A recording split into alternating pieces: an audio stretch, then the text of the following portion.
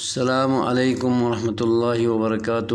محترم سامعین، خواتین و حضرات، اجالا چاندنی امید اسلامک چینل سے میں آپ کی خدمت میں ویڈیو لے کر حاضر ہوا ہوں۔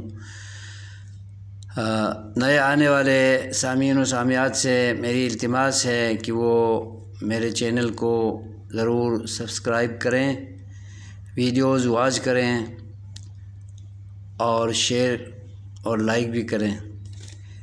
آج کی ویڈیو میں بھی میں امام جعفر صادق کے ناخلف اور فسق و فجور سے بھرے ہوئے اور امام کے بارے میں غلط خیالات اور نظریات رکھنے والے مشہور شیعہ راویوں کی گستاخیاں بیان کرنا چاہتا ہوں، جن کو شیعہ اثنا عشری فالو کرتے ہیں اور شیعہ مسلک کو لے کر بہت ہی دندناتے ہیں، بہت ہی شور و غل کرتے ہیں، جبکہ ان کے راویوں کا یہ حال ہے کہ امام جعفر صادق علیہ السلام اپنے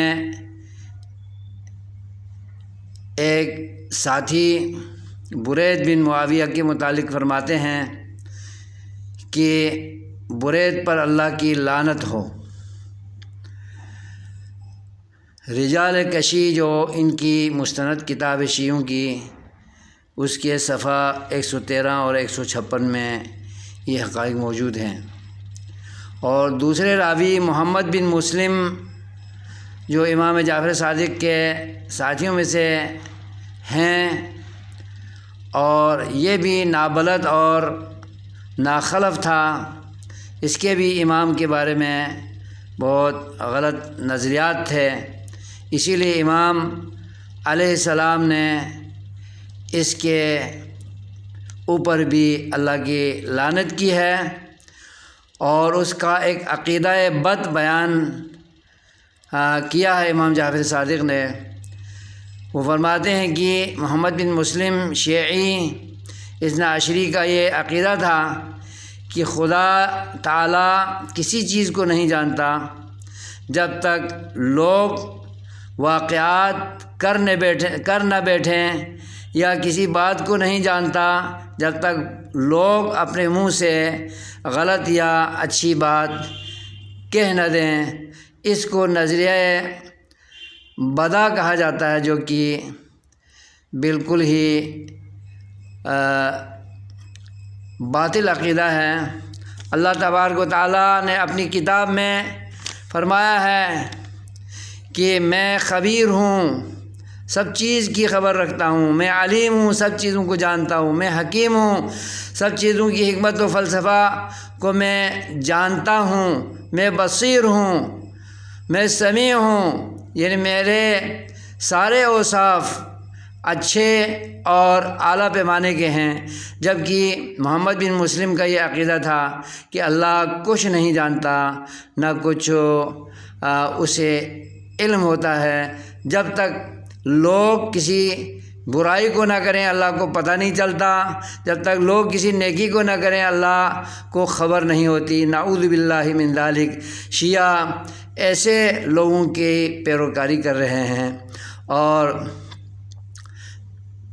امام جعفر صادق نے کئی اپنے ساتھیوں کے بد عقیدہ ہونے کی وجہ سے فرمایا کرتے تھے کہ دین میں فریب کرنے والے تباہ ہو گئے ہیں۔ پھر آپ نے نام لیا تھا محمد بن مسلم کا، اسماعیل جعفری کا، زرارہ کا اور برید کا نام لیا تھا۔ یہ بھی رجال کشی جو ان کی شیعوں کی مستند کتاب ہے، صفحہ نمبر 113 اور 156 میں ملاحظہ کریں۔ شیعان علی ان کے بارے میں جانیں کہ وہ کن کی پیروکاری کر رہے ہیں، کن کی تابعداری کر رہے ہیں، کن کو اپنے مذہب کے راوی سمجھ بیٹھے ہیں، جبکہ امام علیہ الصلاۃ والسلام ان پر لعنتیں برساتے ہیں اور ان کی برائی بیان فرما رہے ہیں۔